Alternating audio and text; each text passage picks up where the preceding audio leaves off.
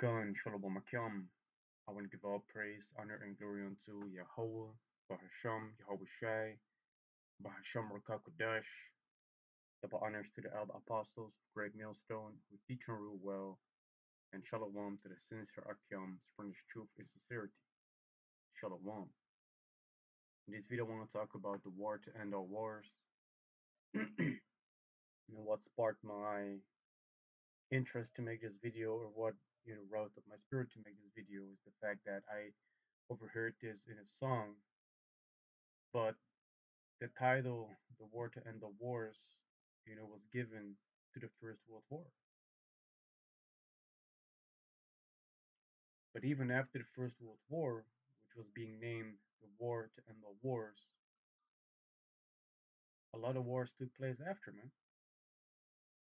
But we do understand that according to biblical prophecy, there will be a war that will take place upon the earth that will indeed end all wars.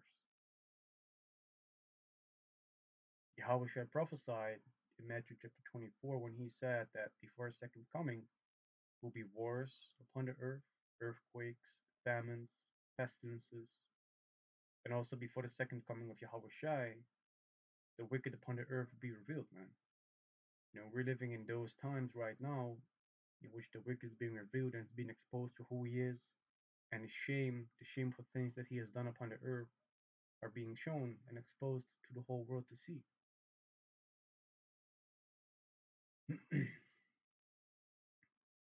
But, without digressing too much of the topic that is at hand, the war to end all wars, I want to, go into this Wikipedia page for a little bit, a couple of minutes.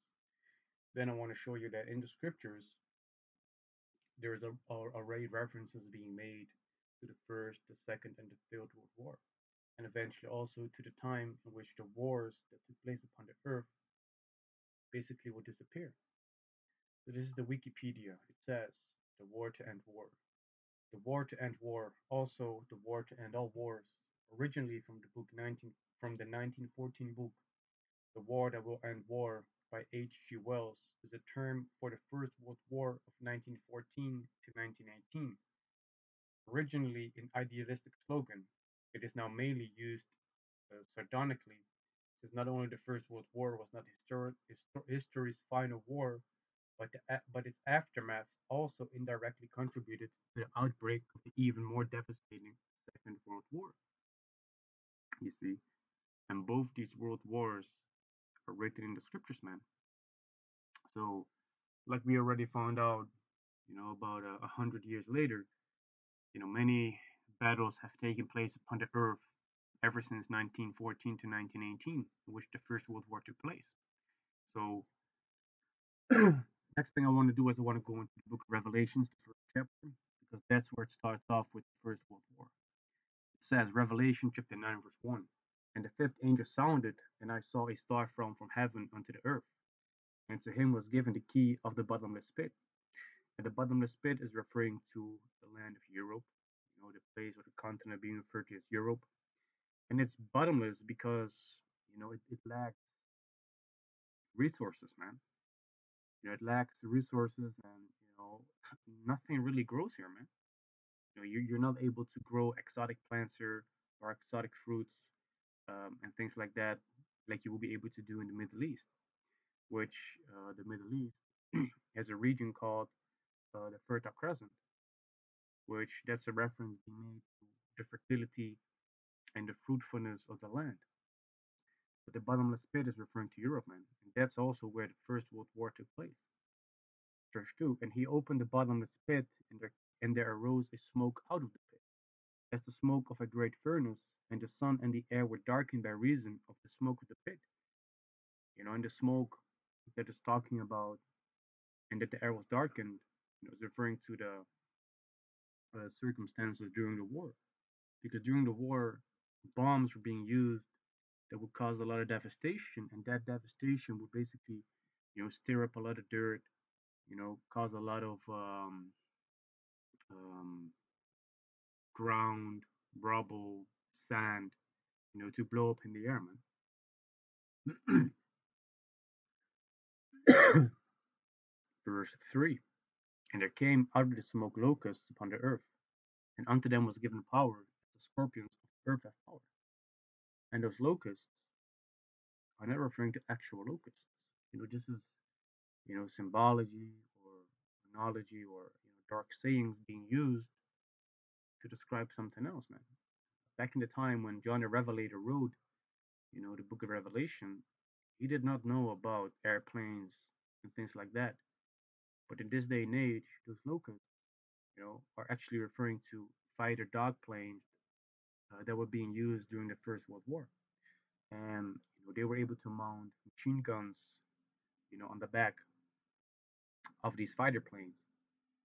And that's what's referring to with the scorpions of the earth have power, man. Because if a scorpion stings you with the back, with basically with his tail, which that is at the back, of his body, that hurts, man. Just like how the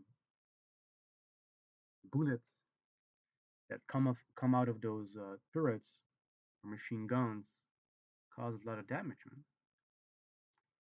Verse 4. And it was commanded that they should not hurt the grass of the earth, neither any green thing, neither any tree, but only those men which have not the seal of the Most High in their foreheads. Because the reason that these planes with the machine guns were created was to annihilate people, man. They were not created to, literally, mess the earth up, shoot down trees, destroy the grass and the earth. No, they was created because they were supposed to target other soldiers that was, fighting, on the enemy's side, man. And the man that would, not be heard during the First World War, were the ones that would eventually bring forth, the elect, man. Those that will be ordained for salvation. You know,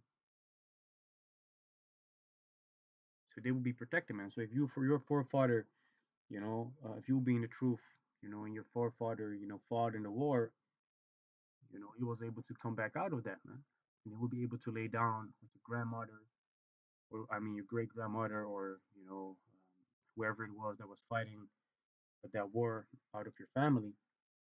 But he would lay down, and eventually, you will be brought forth years later, man. Verse 5. And to them it was given that they should not kill them, but that they should be tormented um, 5 months. And their torment was as the torment of a scorpion when he strike a man. Yeah, so during that First World War, a lot of men will be hurt during that war. They would have half their faces, being shut off, limbs will be destroyed, and they would still be alive, man. They will be completely, um, how I say that, disfigured, but they would still be alive, man. So they would be tormented, during that time, and but that those 5 months is referring, to actually to 5 years: 1914, 1915, 1916, 1917, and 1918, man. If you, count all those years, including 1914 and 1918, you can count 5 years, man. And that's the time that these men were tormented during those wars, man. Those that did survive, and those that were dismembered, man, or disfigured. You see, others would have severe traumas, shaking, things like that. Verse 7. And the shapes of the locusts were like unto horses prepared unto battle. Was like in verse 6. And in those days shall men seek death and shall not find it, and shall desire to die, and death shall flee from them. You see, because, if you would have half your face blown off, man, you'd rather die, man, than live with those those kind of wounds. You know? Verse 7. And the shapes of the locusts were like unto horses prepared unto battle, and on their heads were as it were crowns like gold, and their faces were as the faces of man. And This is the crowns of gold is referring to those how you say that, to those generals that would have certain helmets upon their heads, you know. And in verse 8, it even says, and they had hair as the hair of woman, and their teeth were as the teeth of lions. So um, you would have those generals, they would have certain helmets on, high ranking officers, they would have certain helmets on, gold or silver with gold, those type of colors. And then there will be this train of hair on top. That's um, those high-ranking military officers, man, during those times. If I'm correct, it was on the German side. Let me see if I can find it quickly to verify for myself. Um, German helmets. Yeah, it's called the Pickelhaube, and some of them would have the hair upon them too.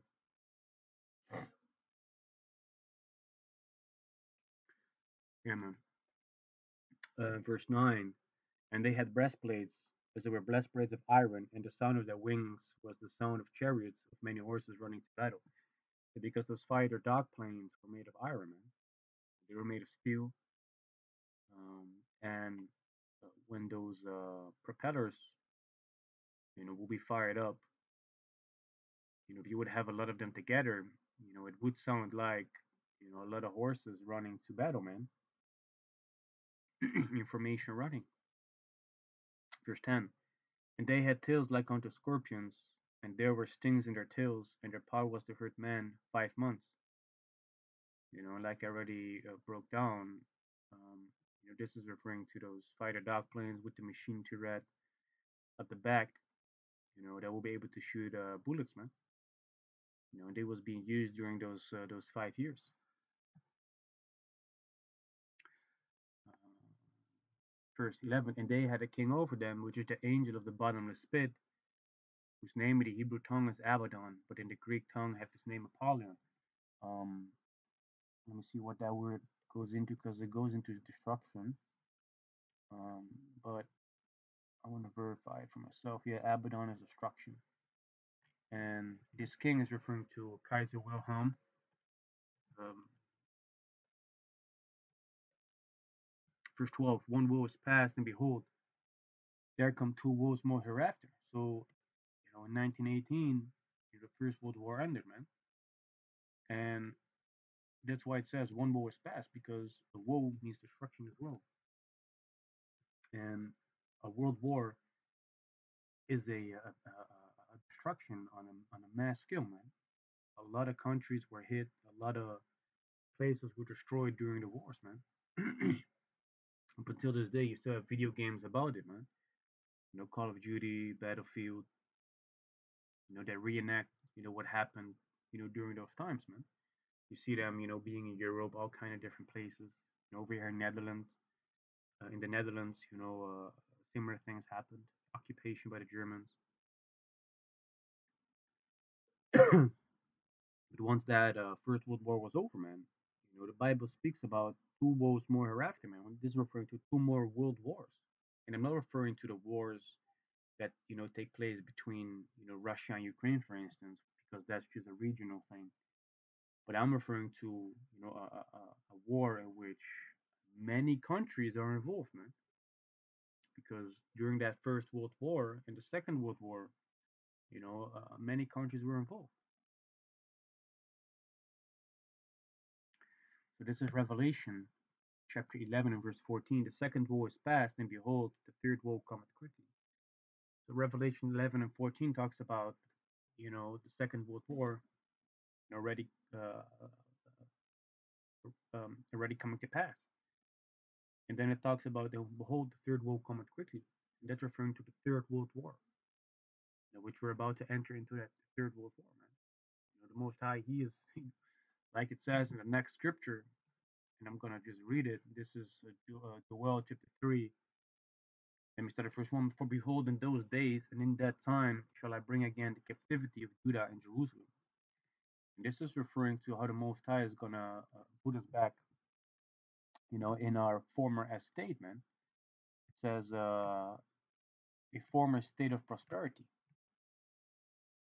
And that's what the Most High is doing right now when he's gathering, his people, from the four corners of the earth to come back under their true nationality, being the Hebrew Israelites, um, and fulfilling his promises, made unto a forefathers Abraham, Isaac, and Jacob, that eventually he would plant us in our own land, man, and give us, all the things that was promised. And before that happens, the Third World War needs to take place. But this is Joel chapter 3, verse 2. I will also gather all nations and will bring them down into the valley of Jehoshaphat, and will put with them there for my people and for my heritage Israel, whom they have scattered among the nations and parted my land. So the Most High is bringing, together all these nations in the valley of Jehoshaphat, which, Jehoshaphat in the Hebrew is Yahweh Shaphat, but that means the judgment of Yahweh. Yahweh has judged, and that's what's going to happen. Um, in the future, man. And Most High is raising up, all these nations, putting back the hook in Russia, putting them back into that warlike state, protecting all these other nations, that we can read about in Ezekiel the 38th chapter, because the Most High he's gonna plead with them for us, man, for what they have done to our people, during all the times while we was under their subjection, man, for whatever they have done to us, man. Also for um,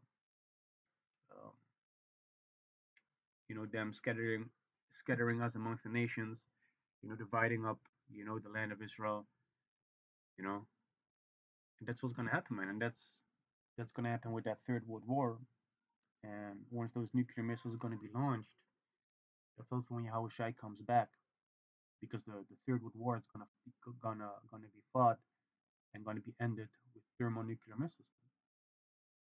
And that's the moment when Yahushai comes back, and that's also when salvation is gonna be brought forth to those that are gonna obtain that salvation, man. The elect, man, the chosen by Al Bashar Yahushai. And once that has happened and has taken place, then there shall be no more wars upon the earth, man. Because here it says in Micah chapter 4, and I'm going to start at verse 1. But in the last days it shall come to pass that the mountain or the house of the Lord Yahweh shall be established in the top of the mountains, and it shall be exalted above the hills, and people shall flow into it.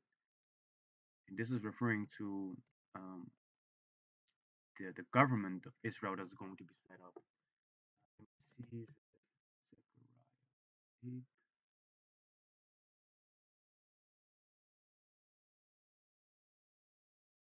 Yeah, this is Zechariah 8 and 3. Thus said the Lord Yahweh, I am returned unto Zion, and will dwell in the midst of Jerusalem. And Jerusalem shall be called a city of truth, and the mountain of the Lord Yahweh of hosts, the holy mountain. You see, so the reference being made towards the nation of Israel, also being referred to as Zion or Jerusalem. It's also being referenced as the mountain of the Lord Yahweh of hosts, man. So if we go back to Micah, the fourth chapter, that mountain that is referring to, that shall be on top of all the mountains and shall be exalted above the hills, that's referring to the government that's going to be established, you know, um, by us, man, and we're going to be on top of all these nations, and people are gonna come unto us, man. Right now we're going to all these other nations for the want of all things, but in the kingdom, that is going to be established in the future, we're going to be the ones to be on top, and they're going to be the ones to flow unto us for the want of all things. Verse 2. And many nations shall come and say, Come, let us go up to the mountain of the Lord Yahweh, and to the house of the power of Jacob, and he will teach us of his ways, and we will walk in his paths. For the law shall go forth of Zion, and the word of the Lord Yahweh from Jerusalem. So in the future, in the kingdom that's going to be established, all the other nations shall come to us, and we're going to be teaching them about the ways of Yahweh Shem Yahshua. We're going to teach them the laws, man. You're going to teach them how to keep the laws, what the laws are, and those are going to be judged according to the laws. Verse 4. And he shall judge among many people, and rebuke strong nations afar off, and they shall beat their swords into plowshares, and their spears into pruning hooks. Nation shall not lift up a sword against nation, neither shall they learn war any more. So this is what's gonna happen in the future, man, once the kingdom comes. Right now, all these nations, are getting ready for war. So if they would be uh, uh, uh, uh, not occupying themselves with war, they would get ready for war, man. So then they would, beat their plowshares into swords, and their pruning hooks into spears, you know. But in the kingdom, once that is established, it's going to be the other way around, man. The weapons and everything that they would have, are going to be turned into the gardening tools to cultivate the land. Because war is not going to be learned no more. War is going to be done away with in the future, in the kingdom. There's going to be peace upon the earth, man. Verse 4. But they shall sit every man under his vine and under his fig tree, and none shall make them afraid, for the mouth of the Lord Yahweh of hosts hath spoken it. You see, so we're going to be in peace, man. We're going to just be resting there. We ain't going to be afraid of the heathens no more. They're going to be the ones to be afraid of us.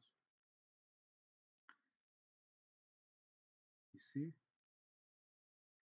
Let me jump to verse 8. And thou, tower of the flock, the stronghold of the daughter of Zion, unto thee shall it come. Even the first dominion, the kingdom shall come to the daughter of Zion. The tower of the flock is referring to the elect. They're going to be the ones, to have the highest position upon the earth, man, during the reign of the kingdom of Israel, in which that's going to be an everlasting kingdom. So we're going to be ruling forever, and we're going to be the ones on top. You see, and the first dominion. If you go into that word dominion, let me see.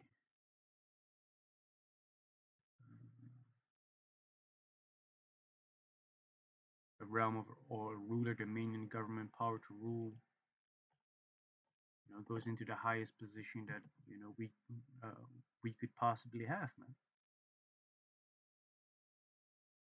The position to rule, to govern, that's going to be given unto us, man. You see. So when we go back to where it all started off with in this video, the war to end the wars, you know, quite funny is being named, or is, that name is being given to the First World War, but actually the Third World War is going to be the war to end all wars. You see, after that, there's going to be peace upon the earth, and the nation of Israel is going to be set up as the ruling body upon the earth.